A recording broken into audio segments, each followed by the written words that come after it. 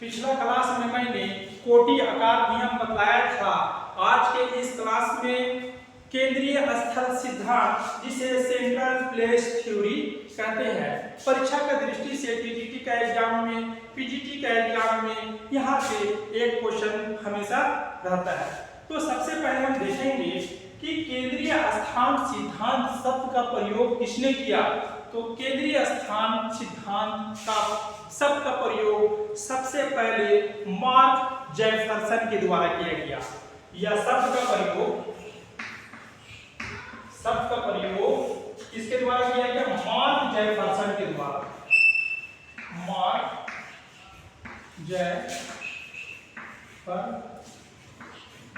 Mark Jefferson के द्वारा यह शब्द का प्रयोग किया गया और केंद्रीय स्थल सिद्धांत का प्रतिपादन यानी किसने दिया?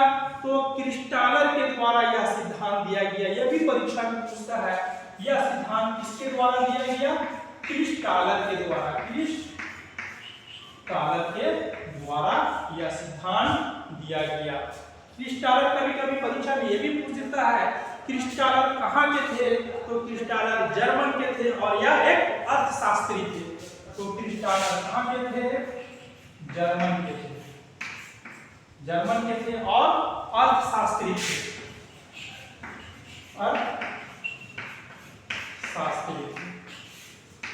आप लोग इसे नोट करते चले जाइएगा, ठीक है। तो केंद्रीय स्थल सिद्धांत है क्या, हम कैसे इसे समझेंगे? तो केंद्रीय स्थल सिद्धांत क्या है? बस्ती है। मान लो केंद्रीय स्थान सिद्धांत क्या है? एक बस्ती है। डायग्राम में समझने तो अच्छा होगा। क्या है? एक बस्ती है और यह बस्ती अपने सीमावर्ती क्षेत्रों को सेवा देती है, सेवा पहुंचाती है। देखो यह बस्ती है और यह सीमावर्ती क्षेत्र जो क्षेत्र है, यह सीमावर्ती क्षेत्र को यह सेवा दे रहा है। यहाँ भी सेवा पहुंचा रहा है, यहाँ भी सेवा दे रहा है, यहाँ भी क्या कर रहा है?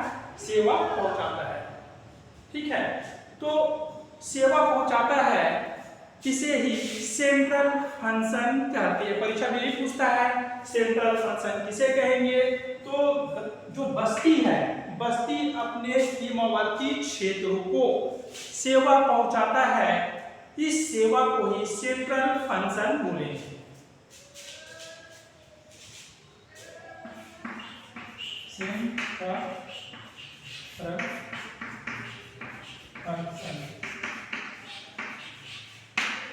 सेंट्रल फंक्शन किसको बोलेंगे? कि बस्ती अपने समीपवर्ती क्षेत्रों को सेवा पहुंचाता है, इस सेवा को ही सेंट्रल फंक्शन कहते हैं, ठीक है।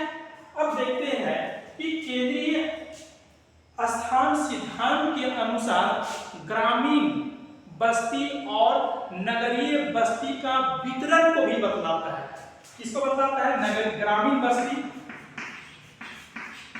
ग्रामीण और नगरीय बस्ती का क्या बताता है? वितरण को भी बतला रहा है, ठीक है। यह सिद्धांत जो है क्रिस्टालर ने दिया और क्रिस्टालर ने यह सिद्धांत दक्षिण जर्मनी के बस्ती के आधार पर आधारित है। तो यह सिद्धांत कहां से बोलेंगे? दक्षिण जर्मनी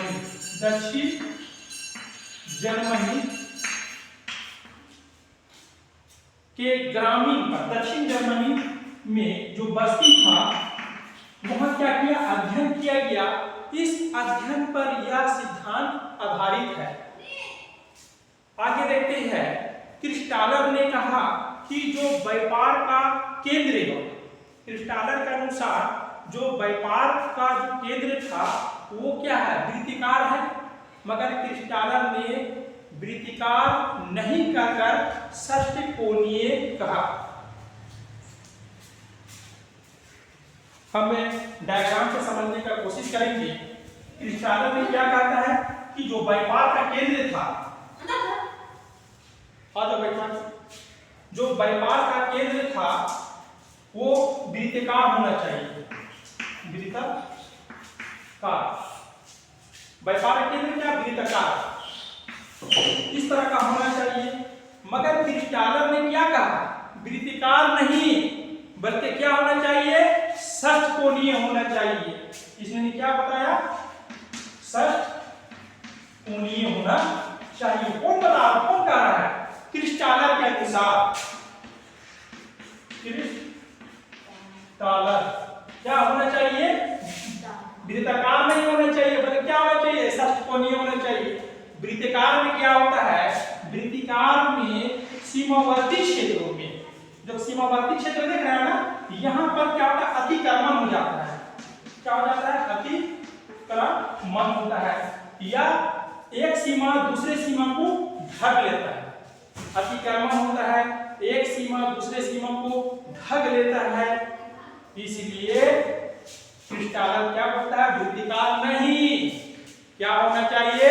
षटकोणीय होना चाहिए। षटकोणीय होने से यह फायदा है कि अतिक्रमण नहीं होता, बीच में गैप नहीं होता। ये बोलता है क्रिस्टालर के अनुसार कैसा होना चाहिए? षटकोणीय होना चाहिए। ठीक है। अब क्रिस्टालर में केंद्रीय स्थल सिद्धांत का जो नियम है उसे इन्होंने 3 भागों में K3, K4 और K7 के रूप में बांटा गया। क्रिस्टालर ने जो केंद्रीय स्थल सिद्धांत को इन्होंने 3 भाग किया। पहला बोलेंगे K3, या जिसे हम बोल सकते हैं बाजार का नियम। पहला जो है बाजार नियम, जिसे हम बोलेंगे मार्केट प्रिंसिपल। क्या बोलेंगे? Market principle. इन्होंने बोला K3। मार्केट प्रिंसिपल क्या बोला? K3। दूसरा क्या बोलता है? यातायात। दूसरा क्या बोलता है? यातायात। इसे बोलेंगे यातायात नियम, जिसे बोलेंगे ट्रांसपोर्ट प्रिंसिपल K4। क्या बोलेंगे इसे? K4। किसके अनुसार? क्रिस्टालर के अनुसार। फिर 3 भाग में तीसरा जो कोण था प्रशासकीय। क्या बोलेंगे? प्रशासकीय एडमिनिस्ट्रेटिव नियम, इसे बोलेंगे K7। ये परीक्षा में पूछता है बाजार का नियम का क्या होगा? 3, 4 की 7। तो बाजार का नियम K3 याद करने का सबसे अच्छा तरीका है, देखो तो बाजार में कितना? 1, 2, 3 बाया, जाया और राया। कितना अच्छा आया? 3 अच्छा आया। बाजार जब भी बोलेगा तो हम क्या बोलेंगे? K3 बोलेंगे। अगर परीक्षा में भूल भी जाते हैं तो काउंट कर लेगा। ठीक है। 2 नंबर देखो तो यातायात। यातायात में क्या आया? K4। अब देखना इसमें भी वर्ड गिनो, कितना वर्ड आ रहा है? 1, 2, 3, 4 यातायात। 4 आया ना, तो इसका वैल्यू क्या हो गया? K4। और प्रशासकीय माने ये थोड़ा ज्यादा है, इसमें 1, 2, 3, 4, 5 आ गया, मतलब इसमें K7 देना। 2 को याद रखेंगे तो इससे अपने आप निकल जाएगा। ठीक है। इस तरह हमारा केंद्रीय स्थान सिद्धांत क्रिस्टालर के द्वारा दिया गया। हम लोग समझ लिए, पढ़ लिए। आप लोग इसे अच्छा से उतार लीजिए, समझ लीजिए, और कहीं पर दिक्कत होता है तो कमेंट करिए और बताइए। और वीडियो अच्छा लगता है तो लाइक और सब्सक्राइब जरूर कीजिए।